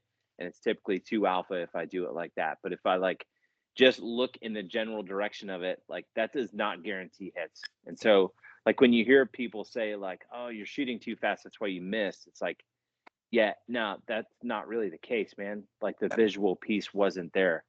So probably like a good segue into one of the last questions. I have one more after this, but like what do you do with your students to help them out with the visual game? Do you have them all maybe occlude their dot, like put a piece of tape in front of their dot and try to figure out like, hey, that's what that's supposed to look like? Or like, do you describe it to them a different way? Like, what are some things that you do in regards to teaching people the visual piece? Yeah, good question. And based on my own training, right? Based on my training, and again, not a smart guy. I hearing things, reflecting on my training, like, yep, that's smart. I will refer to Ben on this, right? There are only 2 people in this world who shoot dots. Only. Yep. Those who falsely believe they are always target focused, and those who know they're not target focused all the time and they're working on it. Right? Absolutely. It's a constant thing. Yeah. And in our training program, what we really want them to pick up on is acknowledgement of the moment that is not occurring, right? Because like it happens to me all the time. I'm sure it happens to you guys. So like you're never going to stop it. The goal of our training program is to reduce the frequency and severity of the errors, right? So yes, we do occlude them. So like if you reflect back, like rewind back to when we talked about how we gave them the guns, we taught them how to draw the pistol and all that stuff. And then, 4 weeks later, they come out to the range. Well, guess what we do on day one? We put a piece of tape over the front of their gun. And right then and there, you're like, you have not touched your gun. Right? Yep. So another thing we do to bring awareness to target focus is we'll tell them like, let me see if I can do this here. We're like, hey, like pick out, so we'll go down there on the target. We'll draw funny little things, like we'll draw letters, we draw a little ladybug, we draw a little star and things like that. Like stare at that so it's crisp and clear and in vision. Like not crisp and clear and in vision to the point of like I can see the star, but I can see the corners of the star. Like those corners of the star are crisp and clear and in vision. And then we're like, all right, do me a favor. While looking at the star, bring your thumb up in front of your face, looking at the star. Like cast your vision past your thumb and look at the star. They're like, oh yeah, I see it. Now do me a favor, bring your focal point back to your thumbnail. What happened to the star? They're like, holy shit, it like blurred out, it double visioned, all that stuff. Yeah. I do the same exact thing in classes. That's funny. Now cast your vision back to the star. Right? And they're like, oh yeah, I see that. Right? And I will, I'll put little props. We have a guy who's a civilian who works on my department. He has worked with In Extremis Performance. He's like a research scientist guy. He's a real nerd guy, but he's got good information. So some of the things that we do with the recruits early on is we do eye exercises. Like we put their eyes like this, right? And we call them pencil push-ups, right? Take like the tip of this thing, and I'm going to keep it clear and in vision. I'm going to bring it as far as I can to my nose without this thing turning into double vision, and then back out, keeping it clear and in vision. And we do stuff like, hey, I'm going to cast my vision from this thumbnail to this thumbnail, this thumbnail, this thumbnail. Then we'll do something like this, like up to that one, down to that one, up to that one, down to that one. Like learning how to cast your vision to a very specific spot. So that's another thing that they do when they're in the academy, is like they need to look at those spots and learn how to be in command of what they're actually looking at. So then when we come out and we run MXAD, I'm like, hey, you remember when Tony was telling you this drill right here, and you're like looking at the spot and you're going to throw your vision? Ooh, I just smashed my camera. Throw your vision to that next spot. They're like, yeah, like, guess what? That's what we're doing. You have to like aggressively throw your eyes on that spot. And so that they connect those dots and they get very good at that. Dude, I love it. It sounds like I would enjoy taking the shooting piece of the academy. I was going to say, can we sign up? So I'll tell you guys this, like there's a few people out there that have an open invitation to our range. Like, you don't need to text me. You don't need to do anything. You walk onto our range and we can have fun and shoot. You can, like, you guys, like, again, I'm under no illusions on how blessed I am, right? Like, I have the ability to ask Christian Seiler questions. And one day he walked onto our range with our recruits there. Like, and like, they're like looking at him like, oh, wow, man, that guy's good at shooting. And I'm like, right? Yes. So yes, he is. Talk to him a little bit. He does a couple little demo. He describes some stuff and he leaves. It's when we were shooting Area 2 together. I'm not on the super squad because I'm a scrub, right? But we happened to, that year we shot Area 2 at the same time at the same range. So he came out, and I am grateful that he spent some time with me and chatted up the recruits that were out there that day. And so like, and as he leaves, I'm like, okay, any of you guys like Tom Brady fans? They're like, yeah, I know that stuff. I'm like, so Tom Brady to football,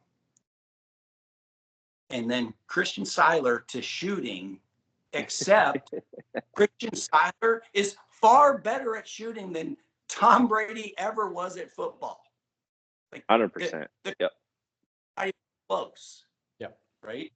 So like, I am extremely like blessed for the group. Shout out to Pranka. I don't know, probably about a year ago. All of a sudden my phone starts blowing up. Bam. I'm like, what the hell are all these text messages coming through? Like, nobody likes me. They don't like me that much. And he just basically started this text group, and he's like, hey, listen, all you degenerates, I've trained with all of you. You guys all have the kind of same philosophy, theories, those kinds of things on training, and you're all law enforcement all across the country. So like, I have the benefit of calling Rob Latham a friend. I have the benefit of talking to Hunter whenever I want to, or talking to Christian whenever I want to. And then on top of that, I have 20 dudes that are law enforcement trainers all over this country, from your state, Nick, from Eastern North Carolina, from Columbus, from Tennessee, from Fort Lauderdale, from Texas. Unfortunately, we have some people that live in California, right? Like, they're all over the place, and it's like a like-minded group of exchanging ideas. Outside of all the crap talking we do to each other, like, there is a lot of phenomenal ideas. That video I posted today came directly from that chat group, from a guy over in Anaheim, California, right? There's a dude who is like a counterpart of mine, Ray Piedra, he does recruits for California Highway Patrol in Northern California. Like, he's doing the Lord's work out there. Like, the stuff is changing, and it's only going to get better. Behind the scenes, this stuff is working, and guys are really working. I agree. Dude, I love it. All right. One more question, if you've got time. Yeah. What are some things that you look for in an instructor? Say you want to go take a class at whatever topic that you want to get better at. What are some things that you look at in regards to instructors? Maybe it's some things like maybe it's like how they say things. Maybe it's like how they demo things. Are they really, really good at what they do? Like, in regards to maybe the shooting piece or whatever. Like, what are some things that you look for in an instructor, like if you're going to go take a class? Because obviously, like, you teach for a living, right? So I do as well, and I'll tell you, like, I'm very, very picky about who I go to anymore, just because, like, I know, like, how things should go in a class. Yeah, that's a great question. I'll direct you back to the beginning of this podcast. I took classes by people, and if we talk about, there's some research about this stuff, and it all dovetails into what you guys are trying to do here. When we talk about human learning and performance, and we're talking about, especially for police officers, right? Retention of the information that we teach is important, right? So there's a way to structure that environment to get the best retention when we talk about either blocked or interleave training. So through my entire career, from 2003, when I first got on the team, we had all these trainers, and we just, like, it was structured towards, hey, just shoot the stuff. Just shoot this stuff. Just shoot this stuff, right? It was, again, turn money into noise. I'm turning gunpowder into noise, like shooting. And I never really got much out of it. And then I attended that class with Pranka. So, like, full disclosure, I shot with Pranka in 2022. In early 2023, I attended a Ben and Pranka class. And then when we shoot together down in Tucson was the beginning of this year. Yeah, that's right. Yep. 2024. Right. And so after Pranka's class, I realized that this is what a class is structured about. I'm going to experience some things and I may get a little better, but what I'm really going to do is, if you do not show up to that class with as many training mags that you can get your hands on fully loaded and a notebook, you are doing yourself a disservice. And the reason I did that is because, like, I took as many mags out of my armory, right, as I could, and I jammed all those things full. The reason why is because when the instructor's like, all right, jam mags, my mags were full. What I was doing is writing notes on everything I experienced, saw, felt, thought, based on X drill. Those 3 classes, if I go back to my little villain arc, right? Barely a B class shooter to getting an A class match bump in 15 months. It's because I learned how to train from those classes. Go out here, shoot. Here's some of the things you're going to experience. Here are some possible fixes.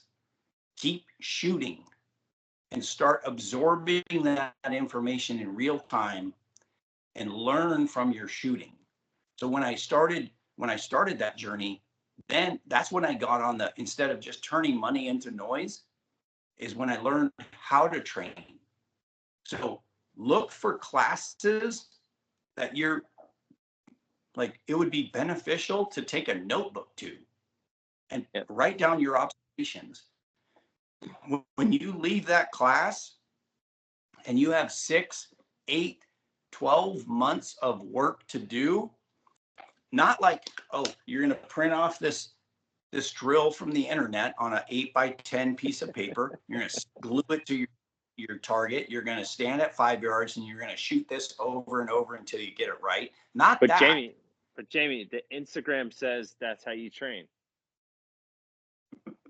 Yeah. And I did that. I did that for 21 years, Nick.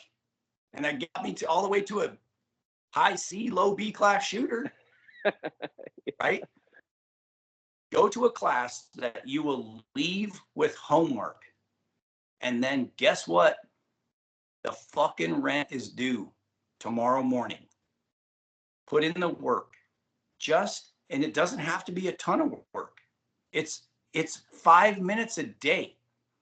5 minutes a day to get exponential. Like the graph to improvement is not like this. The graph to improvement is like this. Yeah, I would agree. Right? It's like the last 10% is the hardest work. We tell our recruits all the time, like, if you want to go from a 2-second draw to a 1.5-second draw, that's going to take you 10 minutes of dry fire a day for about 8 days. If you want to go from a 1.5-second draw to a 1.25-second draw, it's going to take you 10 minutes a day for 3 weeks. If you want to go from a 1.5-second draw or a 1.25 to a 1-second draw, it's going to take you 10 to 15 minutes a day for 4 months. And if you want to go a sub-second draw from an ALS holster, it's going to take 10 to 20 minutes a day, 2 sessions a day for 6 months or 8 months. Right? So the gain is not linear. So go to a class that teaches you how to train yourself and be observant of what's occurring while you're doing it, so you can make corrections in real time and then learn from it. I was like on a my 1,000-round journey. Yep. My 2,000-round journey was stupid. I decided after my discussion with Mr. Latham, he's like, skill, mastery of technique. And again, reflecting back to Ryan Enos's book, he's like, if you can't put the bullets where you want the bullets to go and no time limit, like you don't possess the skill. I'm like, well, let's figure it out. And a local range to me, or a local commercial dealer of ammo, had a sale on ammo, and it was $205 out the door for Max Tech steel case. And I was like, I'm gonna buy 2,000 rounds. And so every day, again, I am completely blessed. From my workbench to my 25-yard line, it's 50 steps. So every day I hung up one of those 5-spot targets. In the morning, I shot 50 rounds, 10 rounds, no time limit, put everything as close to the center as you can. And in the afternoon, 10 rounds, 10 seconds, put everything as close to you. And I did that for 2,000 rounds just to see what would happen. I'm curious. I got expendable, luckily I've been doing the job for a while. My wife's retired. I have some expendable. I can throw $400 towards this experiment, see what happens. Right. So I've been on this journey of that. Right. The following journey of that is stand at 25 yards and rip 5 rounds as close to max splits as I can and see what's happening. Right. It's exploratory. Just see what happens when I stand at 25 rounds, draw the pistol, and run 23 to 27 splits at the bleeding edge of what I can kind of see happening at that distance, at 100 rounds or 150 rounds at a pop for 2,000 rounds. And they start exploring. And there it is. That's what's actually happening, dickhead. Fix that. Right? I wouldn't have seen that at 100 rounds or 1 rep, but after 800 rounds, it's like a light bulb and a sledgehammer.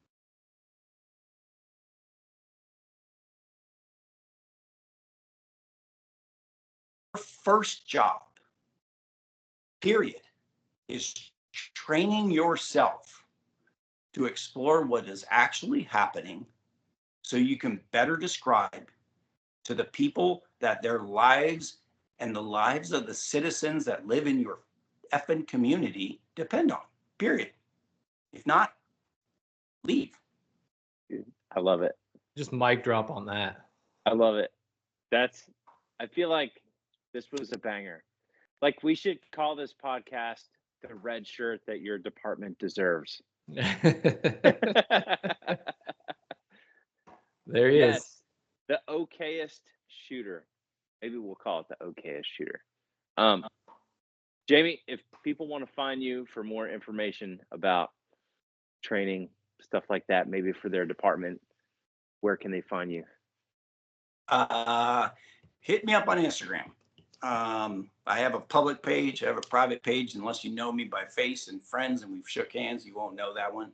But my public page is at Pistolero Disciple, trying to spread the good word, right? Spread the good word of training, worthwhile trainers, how to do this stuff. So hit me up. I do my best to try to answer questions. I've spent time talking to people. Again, Nothing is my original idea. Very few things, right? They're all words and they're all nothing until they're put into action. So everything that I have, you are welcome to take. I will send you everything that I have. Take it all. Love it. I love it. Yeah, I would recommend for the people that are listening, go check Jamie out. Like, I've been following him for a couple years now. I love the stuff that he puts out. You were putting a bunch of dry fire stuff out for a really long time, and you've kind of not done that here recently, but I think you should start that up again. It was good. Like telling people exactly what you were doing. So. Yep. Yeah. Like daily, like this is what I did today and this is what I'm looking for. I appreciate that. Yeah. I mean, and that dry fire specifically is geared towards a patrol officer that's going to head off to his shift. I'll do it again. Good. This was a pleasure, Jamie. I'm really glad we could get you on here to talk. Yeah, I appreciate it. Nick, real quick before we go, listen, like you accused me earlier of putting ducks in your box. Now, you may or may not put ducks in my box. Yes. Give me like 2 minutes here. If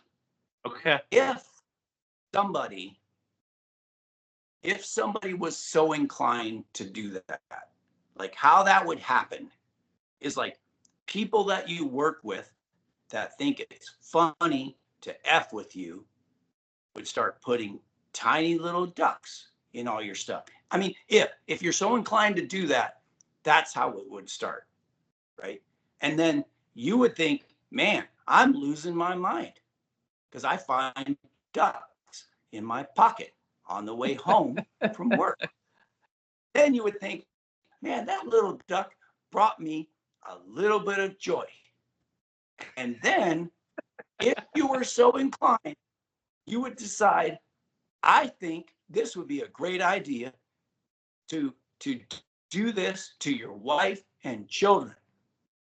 And then you would see that they would think, man, I'm losing my mind.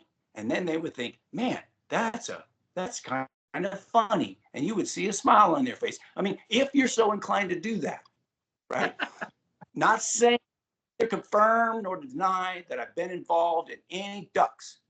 And then you would go to SHOT Show. And SHOT Show is a different kind of beast. You spend most of your time dodging social media influencers and their film crews while you're just trying to look at stuff because your department sent you up there to gather intel on certain things that they think is interesting. And you would do that on day one. And then you would become bored. And then if you were so inclined, you would then maybe take ducks because everybody there would have bags that they got from the little booths and they would all be open and they all carry an olive drab or a tan backpack or today's wolf gray backpack, and you would like watch yourself drop ducks into everybody's bag because you think it's funny when a week later they get home and they unpack their stuff and they would find a duck in their stuff and they would think, what the duck? And then I've said that we're so inclined. What? I've said that many times. What the duck? And then if you were so inclined, you would start doing that to people at your home range. And like Nils would like show up at home and he would find a duck in his pocket and he would like, what the duck? And it would put a smile on his face. And if you were so inclined, you would be like, that brings me joy that man found it funny, right? And then if you were so inclined, you would go to nationals and you would like, if you were so inclined, you would like drop ducks in the pockets of half of the super squad without them knowing. And then you would have people like Christian Saylor going, you son of a bitch. And then you would drop ducks on nearly everybody in the howitzer squad. right? I mean, this just Several times. hypothetically. Yeah, hypothetically, you would do that. And then you would get messages from people months, if not almost a year later, saying, I found another duck in my fucking pelican case from years ago. And Hypothetically. find a little in that, knowing that they laughed. I mean, I'm not saying I've done that. That's not me. I'm just saying it could happen. Hypothetically. Hypothetically. Yeah, I like it. On that note, if you would like to take a class from Max and I, go to veloxtraininggroup.com, click the register button. You can see where we're at throughout the year. If you don't see us in a place where you would like to see me or Max, please let me know. It's very, very easy to host. Basically, all you need to do is hit me up. You connect us with the range, etc., and we can be basically in your backyard. And the host gets a free spot as well. So on that note, this was the red shirt that your department deserves episode. If you guys have any questions, shoot us an email at info@veloxtraininggroup.com, and one of the questions could possibly be answered on the show. Thanks for watching, guys. Appreciate it.